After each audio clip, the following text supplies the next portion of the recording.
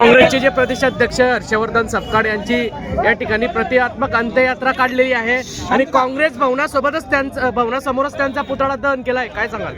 आम्ही त्यांचा आज निषेध केला आहे. त्यांची अंत्ययात्रा काँग्रेस भवनाच्या याच्यासाठी काढली की काँग्रेसला जाग यावी.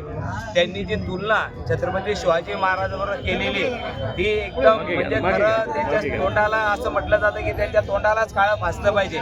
पण आम्ही फक्त आज त्यांची अंत्ययात्रा काढलेली आहे आणि आज पूर्ण भारतीय जनता पार्टी प्रदेशाने त्यांचा निषेध नोंदवलेला आहे आणि भविष्यात जर असे काँग्रेसचे पुढारी बोलले तर त्यांना रस्त्यात सुद्धा फिरू दिलं जाणार नाही.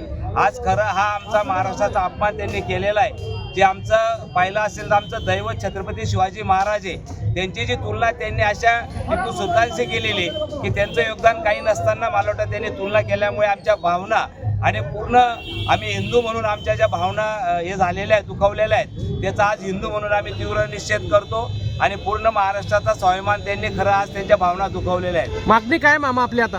त्यांनी माफी मागावी अशी मागणी आमचे आदरणीय मुख्यमंत्री देवेंद्र साहेबांनी केलेली आहे आणि आमची तीच मागणी की त्यांनी जाहीर माफी मागितली पाहिजे.